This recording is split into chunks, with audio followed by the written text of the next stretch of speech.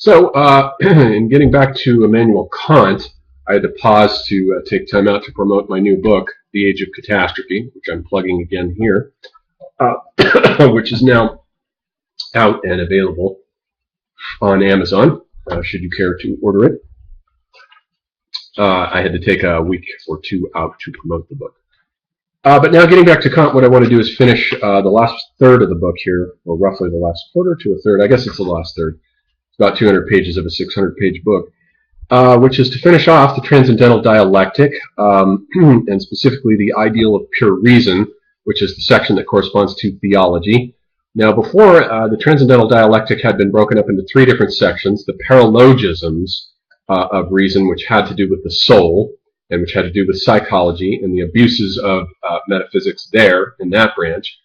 Then it moved from psychology to cosmology with the various antinomies that we looked at last time. There were 4 theses and antitheses, and we looked at their solutions. And now we move down, and the categories that those corresponded to were substance accident for psychology and the soul, and for cause and effect as far as cosmology goes, and now for the category of reciprocity, or the sum totality of things. We have theology and the God idea. So the God idea is what Kant calls the ideal of pure reason. And by ideal, he means when an idea is personified, it becomes an ideal, such as, for example, the wise old man of the Stoics. And of course, we can see here the seeds for what will become the archetypes in Carl Jung. Clearly, he was influenced by these pages, especially pages 486 to 487 here, in which Kant talks about ideals as ideas that are incarnated in specific individuals as ideal figures that serve as a means for measuring an archetype. He uses the word archetype against archetypes, what he calls archetypes, which are the poor shadow copies of these archetypes that can only try to approximate them but can never equal them. So the ideal of pure reason turns out to be the personification of reason as a deity, a supreme being, an absolutely necessary being. That's the ideal of pure reason. And he's going to say then that there are 3 possible proofs for the existence of God with regard to the speculative use or misuse of reason.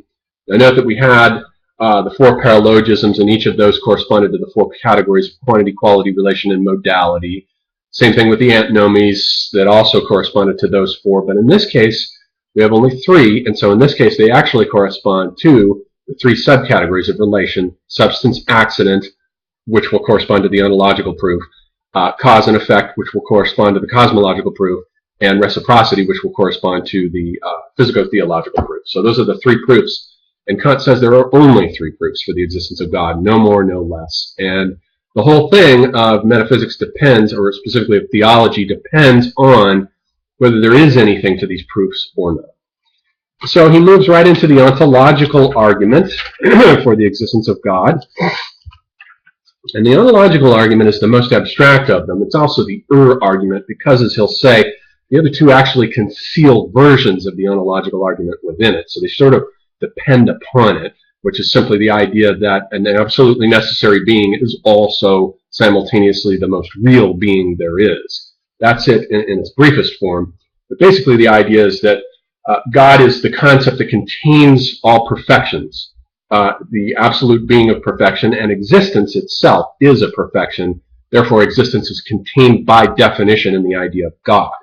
That's the ontological proof, which sounds a little bit silly to our modern way of thinking, but it was believed in all the way down to Kant. Descartes uses it, a variation of it, and it was believed to be a real effective thing here until Kant brought down Occam's razor, as it were, and said, no, the problem is here now is when he started out, he defined the difference between analytic truths and synthetic truths. Whenever we make an existential statement, when you say that this or that thing is, for example, this pen, if I say this pen exists, that's a synthetic statement because existence as a predicate has to be synthesized to the subject, whatever it is. It's not analytic. You can't analyze existence out of anything. You have to go out and find out things that exist, that they exist, and use experience as the glue that glues together the predicate of existence with the subject, whatever the subject happens to be. But in this case, when we say that God exists by definition, What's really happening there is that we're masquerading an analytic truth, since analytic truths are true by definition. They simply they don't expand our knowledge, and all they are tantamount to is taking the predicate and analyzing it out of the subject. It can clarify our knowledge, but our knowledge can never increase through analytic truths. But yet, the ontological argument is an analytic truth that is masquerading as a synthetic a priori truth, and it is no such thing according to Kant. It's an analytic statement to say that God exists by definition and it's therefore hollow. It's kind of an empty word game in which you simply take the predicate of existence and you stuff it down into the concept and then say, God exists because I say so. I put it into the concept. It's there. Existence is right there.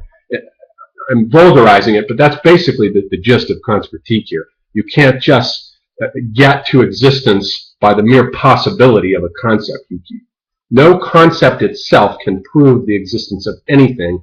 You have to go outside the concept into the world of concrete existence to find out if something exists and then synthesize it. So the ontological argument fails. It's mere wordplay. It's a scholastic fancy word game, and it has no validity whatsoever.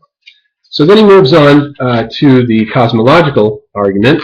And the cosmological argument is simply, in its simplest version, is simply that if something exists, then a necessary being also exists. I exist, at least, and therefore God exists as the necessary being. It's based on causality. It's based on that regression which we saw in the previous antinomies of causes backward, that everything that happens is contingent upon a prior cause in infinitum till we stop and we find God. And he is the first cause. He's the ball that set everything in motion, crashed into the billiard balls and set them all rolling. And Kant's Kant says that the cosmological proof actually conceals a version of the ontological argument, namely that the idea of an absolutely necessary being includes the most real being, and hence an existing being. But he says what the problem with this is, of course, has been the problem all along. It was the problem with the paralogisms of the soul and with some of the antinomies, which is that you cannot step outside the bounds with causality, outside the bounds of a possible experience, and leap from the contingent world, the empirical, sensible world given to us in intuition, to the transcendent world that makes that contingent world possible. Causality does not apply that way. It only applies within the range of our human experience, and infinite regress is possible in theory. In actuality, it isn't. We just use it as a guiding tool to guide our researches. But in reality, we can't ever get to a first cause, and so the first cause is beyond the bounds of a possible experience, and it's beyond the bounds of the application of the concept of cause and effect. So it doesn't work. The cosmological argument doesn't work any better than the ontological argument does. And then thirdly, we have the physico-theological argument, also known as the argument by design, which is simply a variation of the cosmological argument, which is to say that it's basically the argument by design because we look around and we see the beauty of everything. Things are not just random. They have a lawfulness about them, a beauty. Animals have a symmetry about them. The laws of nature have a wonderful symmetry. They're translatable into mathematics. All of this bespeaks an order and a beauty that does suggest that there must be a creator behind all this. A creator had to have created this in order to give it its beauty and its harmony and its lawfulness and so forth. And Kant says, indeed, of the three proofs, he likes this the best. It comes the closest toward credibility, but it's actually the weakest because it's parasitic on the cosmological argument, which is in turn parasitic on the ontological argument. And if the ontological argument fails, so too do the other two. The argument by design, at best, Kant says, it argues for a sort of cosmic architect, not an author of creation, but a cosmic architect, since it's arguing that the formal aspect of creation is beautiful and as though it were designed by a cosmic architect. That's the best you can do with it. It doesn't really argue for an author, a creator of the substance of the world, of its material. But nonetheless, we can't even do that with it because, once again, it looks like we're starting out with contingent empirical phenomena, and then suddenly we make a leap back to that transcendent ultimate ground that we presuppose that's once again outside the bounds of a possible experience, but that we, just as in the cosmological argument, we have to violate. It's like hitting a foul ball. It's behind the backstop. You can't go back there. You're off the playing field. And so it doesn't work. That argument falls, and it ultimately appeals to the cosmological argument, which in turn depends to a certain degree on the ontological argument, which is hidden within it. So they all three collapse, and they don't work. So this is how he takes apart the three proofs for the existence of God. Basically, he's saying the same thing about all of them. They all try to prove an absolutely necessary being, an idea of the reason, and ideas by definition do not have sense correlates. They're not something that can ever meet a possible object in the sensory world. Therefore, we can have no scientific knowledge about them. We can't, in Kant, have scientific knowledge about any ideas of the reason. Anything that's an idea that transcends the bounds of a possible experience, we can never have scientific knowledge of. So, do we therefore just throw them out? And Kant says in the end of this chapter, at the end of the Transcendental Dialectic, no, we don't throw them out. And he says, at the end of the chapter, he says, is it possible then? He asks the question. He says, well, if you say, if I do indeed look around and I say that the world is as a contingent thing, does it necessarily preclude the existence of an absolute being? And Kant says, oh, undoubtedly, there is an absolute being. He does, after all, believe in God. But then he says, it's one thing to say that, and another thing to go on to say, well, what's the nature of this being? Is it made up of a substance? Does it have a cause? Was it the beginning of the cause of the world? All these predicates that are attached to it are out of the bounds of a possible experience, and so we can't have scientific knowledge of it.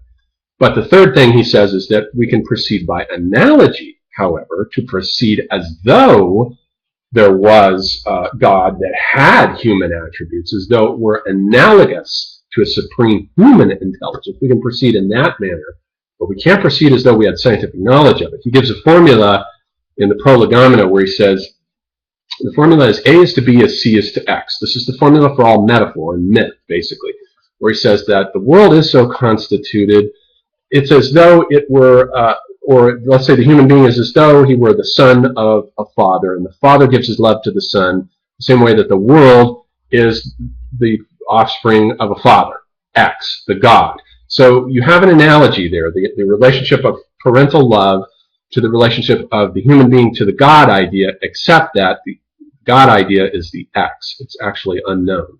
But we can get at it through means of an analogy. We can draw an analogy from the empirical experiential world to point the mind in that direction, but not if we want to have scientific knowledge or indubitably certain metaphysical knowledge. As a philosopher, let's say, we can't have any such knowledge of an ultimate supreme being. Kant undoubtedly believes in God, believes in the soul, believes in all of these things, but these ideas, he says, the ideas of the reason have a regulative function to them. They are not constitutive. The understanding confers, remember, synthetic unity on the manifold of sense intuitions, whereas the reason does not ever refer to the outer world. It uses inference to confer synthetic unity on the manifold of the various concepts given to it by the understanding. And so the reason is always at a third remove from experience, and it never actually has any relationship to experience at all.